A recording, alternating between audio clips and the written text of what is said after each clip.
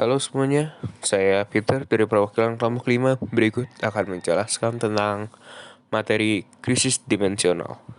Krisis multidimensional. Krisis multidimensional adalah krisis yang terjadi di berbagai bidang dalam waktu yang relatif sama. Krisis multidimensional lebih sulit untuk diatasi karena hubungan yang saling berkaitan antara satu krisis di satu bidang dengan krisis yang lainnya. Krisis multidimensional, situasi di mana bangsa negara ini dilanda oleh berbagai ragam pertentangan besar maupun kecil. Krisis politik.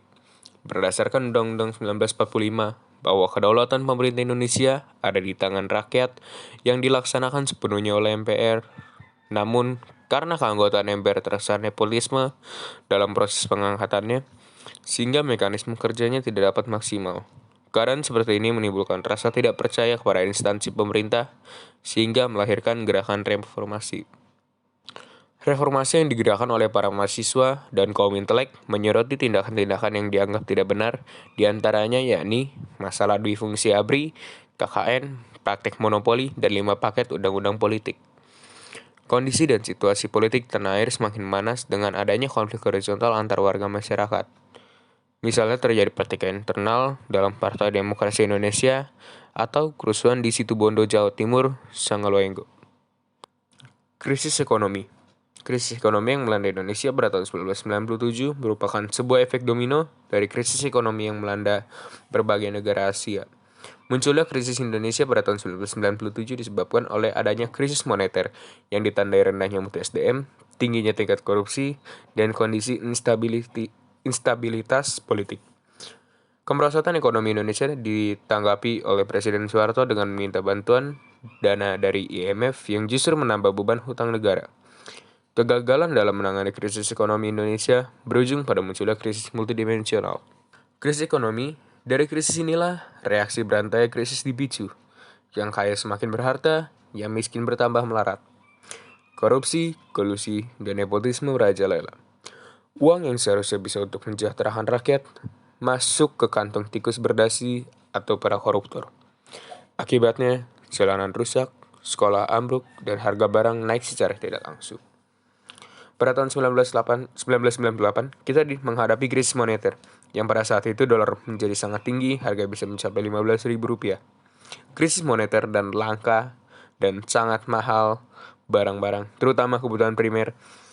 Di samping itu, karena krisis moneter banyak sekali pemutusan hubungan kerja atau PHK di masyarakat sehingga terjadi aksi demonstrasi untuk memperbaiki sistem ekonomi dan pemerintahan. Krisis sosial, krisis politik, hukum, dan ekonomi merupakan penyebab terjadinya krisis sosial. Pelaksanaan politik yang represif dan tidak demokratis menyebabkan terjadinya konflik politik maupun konflik antar etnis dan agama. Semua itu berakhir pada meletusnya berbagai kerusuhan di beberapa daerah. Ketimpangan perekonomian Indonesia memberikan sumbangan terbesar terhadap krisis sosial. Pengangguran, persediaan sembako yang terbatas, tingginya harga-harga sembako, rendahnya daya beli masyarakat merupakan faktor-faktor yang rentan terhadap krisis sosial.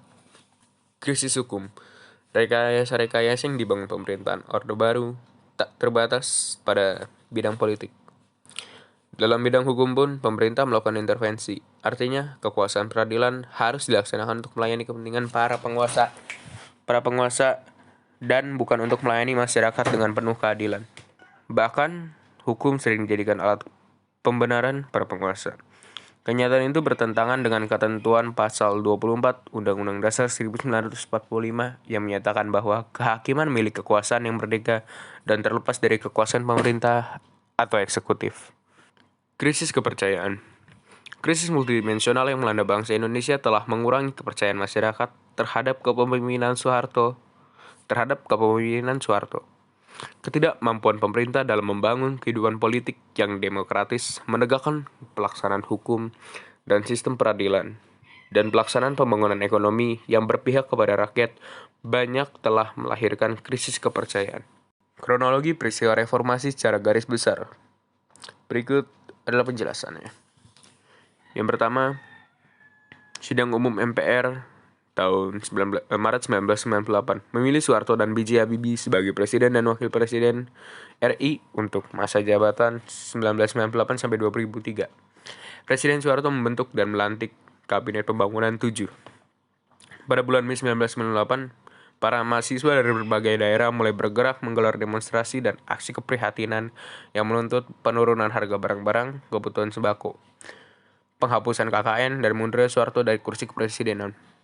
Pada tanggal 12 Mei 1998, dalam aksi unjuk rasa mahasiswa Universitas Trisakti Jakarta telah terjadi bentrokan dengan aparat keamanan yang menyebabkan 4 orang mahasiswa, yaitu Elang Mulia Lesmana, Heri Hartanto, Hafidin Aroyan, dan Hendriawan C. tertembak hingga tewas dan puluhan mahasiswa lainnya mengalami luka-luka. Pada tanggal 13 sampai 14 Mei 1998, di Jakarta dan sekitarnya terjadi kerusuhan massal dan penjarahan sehingga kegiatan masyarakat mengalami kelumpuhan. Dalam peristiwa itu, puluhan toko dibakar dan isinya dijarah, bahkan ratusan orang mati terbakar. Pada tanggal 19 Mei 1998, para mahasiswa dari berbagai perguruan tinggi di Jakarta dan sekitarnya menduduki DPR dan MPR pada saat yang bersamaan.